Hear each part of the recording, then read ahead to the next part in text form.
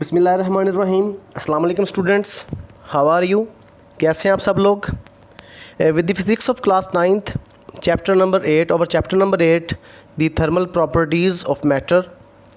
Students, it's our last lecture regarding chapter number 8 according to board new syllabus जो इन्होंने board ने new smart syllabus दिया है उसके अकॉर्डिंगली जो हमारा लास्ट टॉपिक है थर्मल एक्सपेंशन ऑफ लिक्विड वो अभी आपके इस चैप्टर में शामिल नहीं होगा। मतलब ये है कि अकॉर्डिंग टू स्मार्ट सेलेबस वो हमारे बोर्ड के पेपर में वो आर्टिकल आएगा ही नहीं। सो उस लिहाज से देखा जाए तो ये हमारा फिर आज ही लास्ट टॉपिक है। इस लास्ट टॉपिक में जो हमारा आज का लेक्चर नंबर 13 बनता है इसमें हम शॉर्ट क्वेश्चंस डिस्कस करेंगे। ये ऐसा टॉपिक नहीं था जिसके लिए मैं बोर्ड पे इसको प्रॉपरली गाइड करता, सिंपली ये ओरल शॉर्ट क्वेश्चंस हैं तो मैंने फिर बेहतर समझा कि मैं बुक के ऊपर ही आपको इसको गाइड करूँगा। तो स्टूडेंट्स, पेज नंबर 187 पे आपके पास ये आर्टिकल है जो हमने पिछला टॉपिक पढ़ा है अभी recently, volume expansion in liquid का टॉपिक हमने रिसेंटली डिस्कस किया था यहाँ तक, beta is equal to 3 alpha तक। इसके वेरी नेक्स्ट टॉपिक हमारे पास पेज नंबर 187 पे ये टॉपिक है कंसीक्वेंसेस ऑफ थर्मल एक्सपेंशन। बेटा अगर हम वर्ड कंसीक्वेंसेस पे जाएं तो इट मींस रिज़ल्ट्स, किसी भी प्रोसेस के किसी भी फिनोमिना के होने के बाद के रिज़ल्ट्स को हम कंसीक्वेंसेस कहते हैं। तो कंसीक्वेंसेस ऑफ थर्मल एक्सपेंशन यानी कि जब चीज़ें फैलती हैं तो उनके नताइज क्या होते हैं।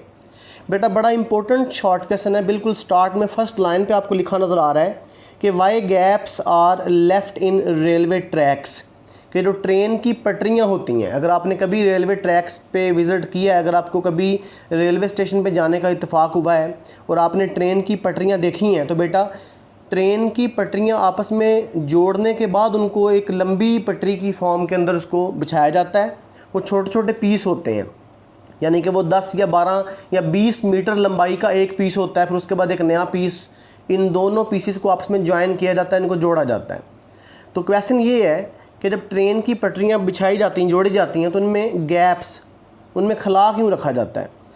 इसी पेज पे अगर आपको देखें तो लेफ़्ट साइड पे जो आपको टॉप के ऊपर 8.15 बेटा फिगर नज़र आ रहा है, मैं थोड़ा जूम कर देता हूँ इसको। अगर आप इसको देखें तो आपको ये दरमियान में गैप्स नज़र आ रहे हैं, ठीक है, जहाँ पर दो ट्रेन की पटरियाँ बेटा मिली हुई हैं वहाँ पर आपको गैप्स नज़र आ रहे हैं। यही हमारा क्वेश्चन है कि ये गैप क्यों रखा हुआ है इसके अंदर। बेटा आपने लीनियर थर्मल एक्सपेंशन पढ़ा है कि चीज़ें गर्म होने के बाद अगर उनकी लंबाई में इजाफा हो तो वो लीनियर थर्मल एक्सपेंशन होता है। तो ये जो ट्रेन की पटरियाँ बेटा बनाई जाती हैं स्टील की होती हैं।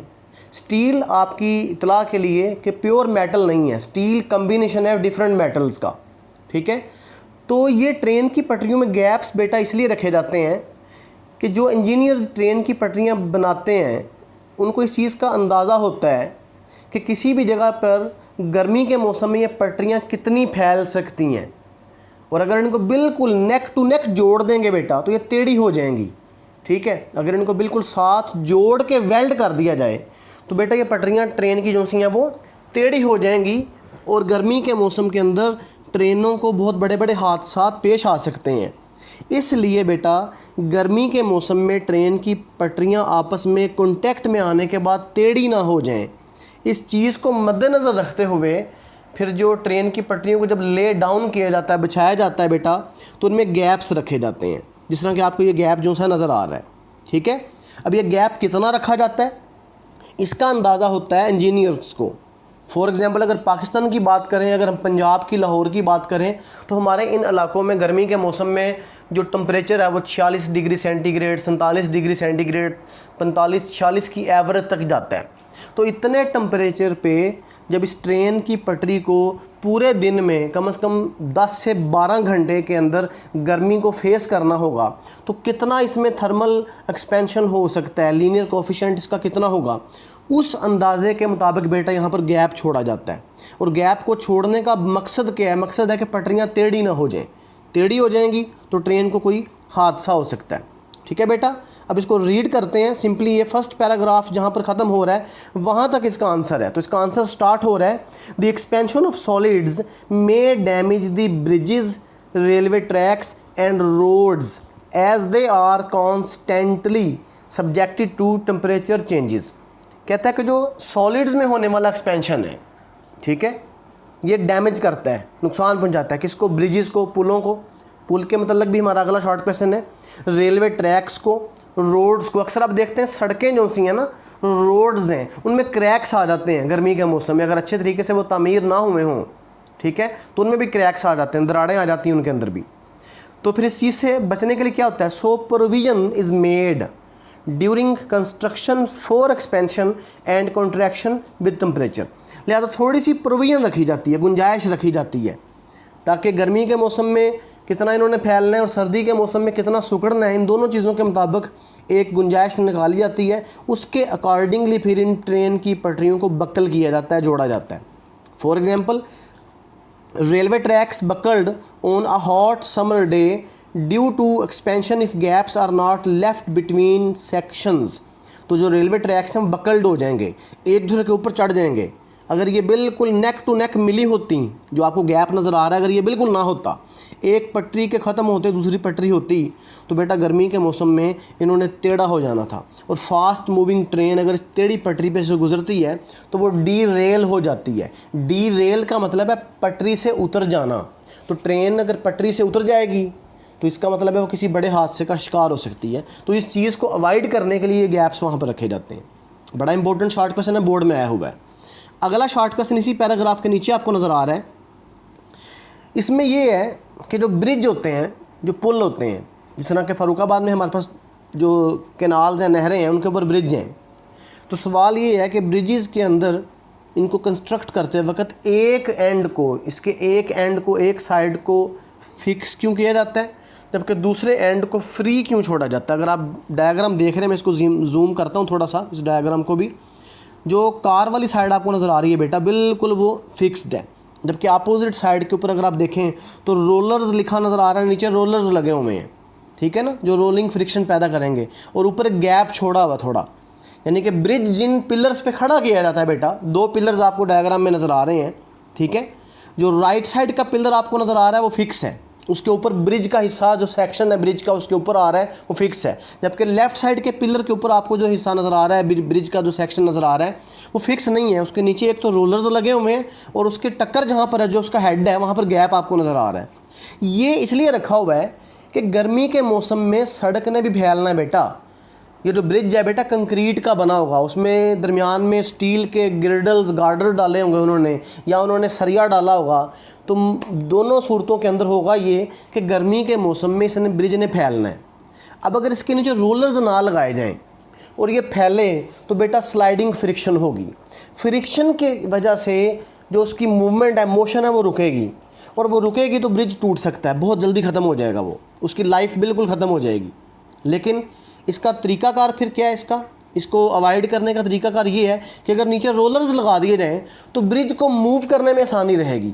Rolling friction is 100 times lesser than sliding friction. आपने चैप्टर नंबर 3 में पढ़ा हुआ है कि रोलिंग फ्रिक्शन स्लाइडिंग फ्रिक्शन के मुकाबले में 100 गुना कम होती है बेटा, ठीक है। और आगे जो गैप रखा हुआ है वो क्यों रखा हुआ है?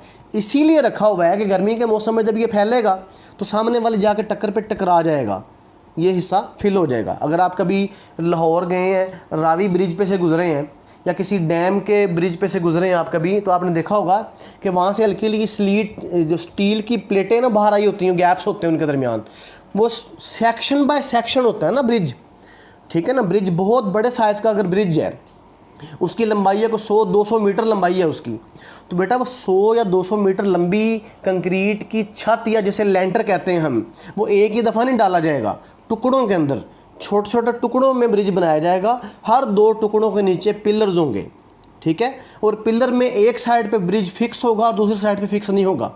तो अगर आप कभी भी लाहौर गए हैं, रावी ब्रिज पे से गुजरे हैं, ठीक है, या मोटरवे पे रावी ब्रिज पे से गुजरे हैं, तो वहाँ पे आप नोट करें कि जब ब्रिज पे से गाड़ी गुजरती है तो हर चंद फ्यू माइक्रो सेकेंड्स के बाद आपको एक ज़ोरदार गाड़ी के टायर में से नीचे से आवाज़ आती है, क्योंकि वो स्टील की प्लेट पे से गुजरता है। तो हकीकत में वो स्टील की प्लेटें बाहर आई हुई हैं, ठीक है। ये स्टील की प्लेटें हैं जो ब्रिज के 2 टुकड़ों को आपस में जोड़ने के लिए होती हैं, यानी कि वो जिसे हम कह रहे हैं कि टक्कर आपको जो डायग्राम में नज़र आ रही है 8.16 में, उस टक्कर के आगे ब्रिज का अगला टुकड़ा शुरू हो जाता है। इस डायग्राम में तो उसने एक ही पीस दिखाया, हमें 2 पिलर्स नज़र आ रहे हैं, लेकिन अगर ये 2 पीस होते तो 3 पिलर्स होते बेटा, ठीक है ना।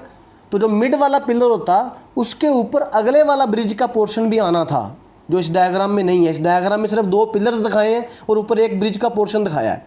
लेकिन अगर आगे ब्रिज का एक सेकंड पोर्शन भी होता तो उसको बेटा रखने के लिए एक तीसरा पिलर भी चाहिए था। तो जो दरमियान वाला पिलर है बेटा, इसके अंदर फिर वो स्टील की प्लेट डाल देते हैं, एक थोड़ी सी बाहर आई होती है। उस स्टील की प्लेट का मकसद है कि पहले वाले ब्रिज के सेक्शन को और अगले वाले ब्रिज के सेक्शन को सेपरेट रखना, और उसमें गैप भी होगा। गर्मी के मौसम में वो गैप फिलअप हो जाएगा, ठीक है। इसको भी देख लेते हैं, पढ़ लेते हैं इसको भी। A bridge is made of steel girders, girders mean girder जिसे कहते हैं हम, also expand during the day and contract during night. They will bend if their ends are fixed to allow thermal expansion. One end is fixed while the other end of the girders rests on the rollers in the gaps left for expansion. Overhead transmission lines are also given a certain amount of sag so that they can contract in winter without snapping. एक तीसरी example दे दी, नीचे आपको diagram दिखा देता हूँ। आपने अक्सर देखा होगा कि बिजली के जो बड़े बड़े खंभे हैं, अगर आप किसी बहुत बड़े बड़े फील्ड्स खेतों में देखें ना, तो बड़े साइज़ के खंभे लगे होते हैं, उसे बोलते हैं ओवरहेड ट्रांसमिशन लाइंस। एक तो बेटा बिजली के खंभे हैं जो हमारी गली मोहल्लों में लगे हुए हैं, ठीक है ना, वो सिंपली ट्रांसमिशन लाइंस हैं। लेकिन जो ओवरहेड ट्रांसमिशन लाइंस होती हैं, ये बिजली के बहुत ऊंचे बड़े बड़े खंभे हैं जो आपको बड़े बड़े खेतों के अंदर लगे नज़र आते हैं ना, these are overhead transmission lines. Transmission lines का मतलब है जो बिजली को एक इलाके से दूसरे इलाके में मुंतकिल कर रही हैं। आपको डायग्राम नज़र आ रही है 8.17। देखें, 2 पोल्स के दरमियान आपको थोड़ी जो तारें हैं बेटा, वो थोड़ी सी ढलक नज़र आ रही है, उनमें डीली नीचे की तरफ झुकी हुई हैं। दर हकीकत ये इसलिए है कि गर्मी के मौसम में जब ये तारें फैलती हैं तो ये ढलक जाती हैं। तो हमेशा बिजली के 2 खंभों के दरमियान जब तारें डाली जाती हैं तो उनको बेटा बहुत टाइट कस के नहीं बांधा जाता। कस के बांधेंगे तो क्या होगा, गर्मी के मौसम में तो फैल जाएगी जिस तरह आपको डायग्राम में नज़र आ रही है। लेकिन सर्दी के मौसम में बेटा जब तारें सिकुड़ेंगी, श्रिंक होगी, तो वो टूट जाएंगी। इसलिए 2 खंभों के दरमियान जब भी तारें लटकाई जाती हैं, थोड़ा सा सैग मतलब बेटा यहाँ पे आपको एक वर्ड नज़र आ रहा है, ठीक है बेटा। इसको अगर आप देख लें, ये जो फर्स्ट हमारा ब्रिज वाला क्वेश्चन है सेकंड पैराग्राफ के अंदर, इसकी सेकंड लास्ट लाइन में वर्ड SAG सैग है, साग नहीं है बेटा, ठीक है। सैग का मतलब है ढलक, जो हल्की सी ढलक नज़र आ रही है आपको नीचे डायग्राम में, ये जो ढलक रखी हुई है, बुनियादी तौर पर इसका मकसद ये है कि गर्मी के मौसम में तारें ढीली रहेंगी और सर्दी के मौसम में जब वो सिकुड़ेंगी, श्रिंक होगी, तो वो टूटेंगी नहीं। अगर पहले ही बहुत टाइट करके कस के बांध देंगे तो सर्दी के मौसम में जब उन्होंने श्रिंक होना है तो वो तारें दरमियान से टूट जाएंगी। लेकिन बेटा 2 शॉर्ट क्वेश्चन ये हो गए, ठीक है। बाकी रिमेनिंग पोर्शन लेक्चर के अगले हिस्से में मैं आपको डिस्कस करता हूँ। Next short question students, page number 187 पे बिल्कुल मिड में आपको नज़र आ रहा है एप्लीकेशंस ऑफ थर्मल एक्सपेंशन, कि हमारी रोज़मर्रा ज़िंदगी में थर्मल एक्सपेंशन की क्या एप्लीकेशंस हैं, क्या उसकी इतलाक़ हैं, कहाँ कहाँ वो इस्तेमाल होती है। Thermal expansion is use in our daily life in thermostats. Thermal expansion is use in temperature measurements. सबसे पहले बात करते हैं थर्मोस्टेट की। इस आर्टिकल के आज के इस लास्ट टॉपिक के बिल्कुल लास्ट में आपको थर्मोस्टेट डिटेल से बताने वाला हूँ, थोड़ा सा आइडिया ले लें। थर्मोस्टेट बेसिकली टेम्परेचर को कंट्रोल करने वाली और मेजर करने वाली डिवाइस होती है। ये हमारे इलेक्ट्रिक ओवन में, रेफ्रिजरेटर के अंदर, गीज़र के अंदर, इस्त्री में, मुख्तलिफ जगह पे लगा हुआ है। ये इस्त्री की एग्जांपल ले लेता हूँ, बहुत आसान है, कॉमन है। इलेक्ट्रिक आयरन घरों में इस्तेमाल करते हैं कपड़ों को प्रेस करने के लिए।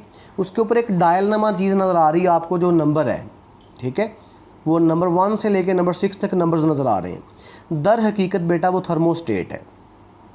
आप 3 नंबर पे या 4 नंबर पे उसको लेके आते हैं, वो रेड कलर की या ऑरेंज कलर की एक लाइट जलती है।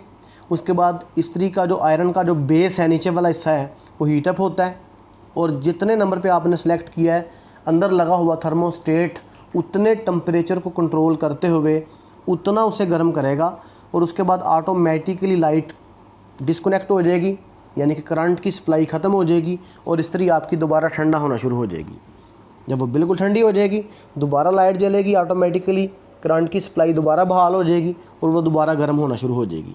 ये सारा काम थर्मोस्टेट करता है, वो टेम्परेचर को मेजर करता है। आपने 4 नंबर तक एक टेम्परेचर फिक्स कर दिया, सपोज कर लें वो 80 डिग्री सेल्सियस है, तो जब 80 डिग्री सेल्सियस से नीचे आएगा ऑटोमेटिकली 70 की रेंज तक, जब वो आएगा 70 की रेंज तक, तो थर्मोस्टेट दोबारा ऑन हो जाएगा। जैसे वो 80 तक आएगा थर्मोस्टेट ऑफ हो जाएगा। इस तरह से वो ऑटोमेटिकली इसको कंट्रोल करता है। दूसरी बड़ी कॉमन एग्जांपल है, अक्सर हम घरों में मुख्तलिफ ऐसी चीज़ें इस्तेमाल करते हैं, कंटेनर्स इस्तेमाल करते हैं, कोई शुगर पॉट के तौर पर, घर में कोई किराने का ग्रॉसरी का सामान रखने के लिए है, जैम की बोतल्स हो सकती हैं, बच्चों की मेडिसिन्स की, सिरप की बोतल्स हो सकती हैं। होता ये है कि अक्सर उनके ढक्कन जो से वो टाइटली क्लोज हो जाते हैं, टाइट हो जाते हैं, हमसे खुल नहीं रहे होते, ठीक है। तो उसका बेटा बड़ा आसान हल ये है कि आप उस मेटल के बने हुए लिड को, ढक्कन को गर्म उबलते पानी में 1 या 1.5 मिनट के लिए रखें, तो वो उसके बाद थोड़ा सा लूज़ हो जाएगा, मेटल एक्सपेंड करेगी, आप उसको खोलेंगे तो बड़ी आसानी से वो खुल जाएगा। इसको पढ़ते हैं फर्स्ट पैराग्राफ को। इन थर्मोस्टेट्स या thermometers, thermal expansion is use in temperature measurements to open the cap of a बोतल दैट इज़ टाइट इनफ। ठीक है, किसी भी बोतल का कैप जो बहुत टाइट है उसे खोलना चाह रहे हैं। इमर्स, इमर्स का मतलब है डिबोना। It in hot water for a minute और सो, 1 मिनट के लिए या उससे ज़्यादा के लिए। Metal cap expands and becomes loose, it would now be easy to turn it to open, तो बड़ी आसानी से उसे खोलना आसान हो जाएगा। हमने इसी चैप्टर में स्टार्ट में थर्मोमीटर डिस्कस किया था। थर्मोमीटर के बल्ब में जो मरकरी भरा था बेटा, वो क्यों फैला था? थर्मल एक्सपेंशन की वजह से। वो भी उसकी एक एप्लीकेशन है। नीचे आपको डायग्राम ए और बी नज़र आ रही हैं बेटा, थोड़ा सा इसको जूम कर देता हूँ मैं। डायग्राम ए में आपको नज़र आ रहा है 2 स्टील की प्लेट्स हैं, दोनों के अंदर से रिवर्ट्स यानी कि पेच गुजरे हुए हैं, थोड़ा सा गैप दोनों प्लेट्स में नज़र आ रहा है। जबकि डायग्राम बी में वही दोनों प्लेट्स आपस में जुड़ी हुई हैं। तो अगर हम 2 मेटल की प्लेट्स को वेल्ड किए बगैर जोड़ना चाहें तो हम जोड़ सकते हैं। करना हमने सिर्फ ये है, to join steel plates tightly together, steel की प्लेटों को टाइटली, मजबूती के साथ आपस में जोड़ने के लिए red hot rivets are forced through holes in the plates as shown in figure A. ठीक है बेटा, फिगर का नंबर नहीं लिखना, फिगर ज़रूर बनानी है, ए भी और बी भी। हमने करना ये है कि जिन प्लेट्स को जोड़ना है, पहले तो ड्रिल मशीन से उनमें करना है सुराख दोनों के आर पर।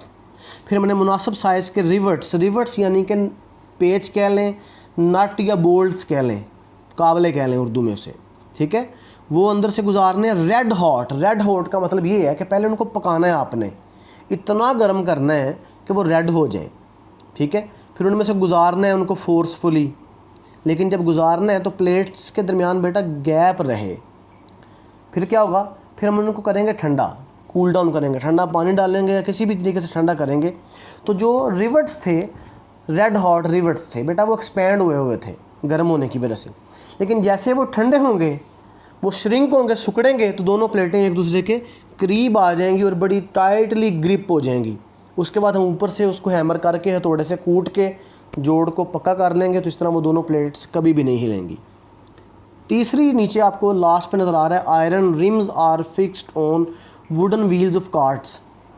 जो कार्ट्स होते हैं, रेडियाँ कह लें या तांगे कह लें, इनको जो लकड़ी के व्हील होते हैं ना बेटा, ये लकड़ी के व्हील के ऊपर आयरन रिम्स, लोहे के चक्के फिक्स करने पड़ते हैं। चूँकि लकड़ी का रिम तो, लकड़ी का पहिया तो सड़क पर चल ही नहीं सकता, टूट जाएगा जल्दी वो।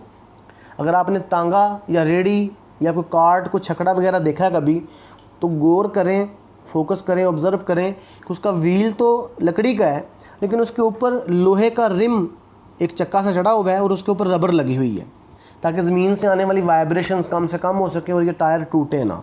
ठीक है, तो iron rims are fixed on wooden wheels of carts. Iron rims are heated, लोहे के व्हील्स को पहले हीट किया जाता है। Thermal expansion allows them to slip over the wooden wheel, यानी कि वो एक रिंग सा बना लेते हैं, टाइट सा। शुरू में वो रिंग लकड़ी के व्हील के ऊपर चढ़ नहीं रहा होता, उस रिम को वो हीटअप करते हैं, फैल जाता है, फिर वो लकड़ी के व्हील के ऊपर स्लिप होता है, स्लिप मीन आसानी से चढ़ जाता है उसके ऊपर। उसके बाद उस पर ठंडा पानी डालते हैं। ठंडा पानी डालने से क्या होता है, वो जो रिम था वो कॉन्ट्रैक्ट करेगा, सिकुड़ेगा। सिकुड़ने के बाद क्या होगा, वो बिल्कुल लकड़ी के व्हील के ऊपर बिल्कुल परफेक्टली फिट आ जाएगा। इस तरह से ये व्हील जो सा है वो बनाया जाता है। लेकिन बेटा एप्लीकेशंस में हमारे पास ये 3 शॉर्ट क्वेश्चंस यहाँ पर थे। इसको वाइंड अप करते हैं। इसका remaining portion, last portion by metal strip और उसके यूजेस बहुत इंपॉर्टेंट शॉर्ट क्वेश्चन भी है, लॉन्ग भी बन सकता है। इसे मैं ले स्टूडेंट्स पेज नंबर 187 पे हमारे आज के लेक्चर का सबसे लास्ट पे शॉर्ट क्वेश्चन और मोस्ट इंपॉर्टेंट कह लें आज के टॉपिक में। It is by metal strip. Strip का मतलब पतरी होती है। बाय मीन 2 और मेटल मीन धात, यानी कि 2 धातों को मिला के बनने वाली एक बारीक सी पतरी। It is called by metal या बाय मेटेलिक स्ट्रिप। अब by metal strip consist of 2 thin strips of different metals. ये 2 अलग अलग मेटल्स को जोड़ के इनको इकट्ठा करके आपस में ज्वाइन करके एक स्ट्रिप बनाई जाती है। क्यों? क्योंकि अलग अलग मेटल्स के बेटा थर्मल कोफिशिएंट अलग अलग होंगे। अगर हमारे पास आयरन है, अगर हम उसका टेम्परेचर 0 से 50 केल्विन तक बढ़ाते हैं तो उसकी लंबाई में अलग इजाफा होगा। अगर कॉपर है उसकी लंबाई में अलग इजाफा होगा। अगर एलुमिनियम है उसकी लंबाई में अलग इजाफा होगा। Different metals expand differently on heating, ये कंसेप्ट है इसके पीछे। ठीक है। डायग्राम ए अगर हम नीचे देख लें पेज नंबर 188 के ऊपर, यहाँ पे आपको डायग्राम में एक बाय मेटल स्ट्रिप नज़र आ रहा है बेटा। ठीक है। ऊपर वाला पोर्शन आयरन का है और नीचे वाला पोर्शन ब्रास है। आयरन प्योर मेटल है जबकि ब्रास मिक्सचर है, अलाय है। इन दोनों को जोड़ के एक स्ट्रिप बनाई गई है। It is called a by metal strip. ठीक है। तो थोड़ा सा दोबारा रीड करते हैं पेज नंबर 187 पे। ऑन हीटिंग दिस स्ट्रिप, जब इस स्ट्रिप को हीट करेंगे, brass expands more than iron. जो ब्रास है, जो नीचे वाला है पोर्शन है, वो आयरन के मुकाबले में ज़्यादा फैलता है। दिस अनईक्वल एक्सपेंशन, देखें ना, ऊपर वाली मेटल फैल नहीं रही, नीचे वाले ने फैलना शुरू कर दिया, तो ये अनईक्वल एक्सपेंशन हो गया बेटा। इस अनईक्वल एक्सपेंशन की वजह से होगा क्या? ये बेंड कर जाएगी। इस तरह के डायग्राम बी नीचे वाले डायग्राम में नज़र आ रहा है। ठीक है। देखें, जब उसके नीचे यहाँ पे आपको कैंडल नज़र आ रहा है, इससे क्या होगा? हीट मिलेगी। नीचे वाला पोर्शन ब्रास का है। ठीक है। ब्रास इसका बेस है। इट एक्सपेंड्स मोस्ट, ज़्यादा एक्सपेंड हुआ बेस जो नीचे वाला हिस्सा है, जबकि ऊपर वाला जो इसका स्ट्रिप का हिस्सा है आयरन का, वो एक्सपेंड कम हुआ, इसने बेंड ले लिया इसने।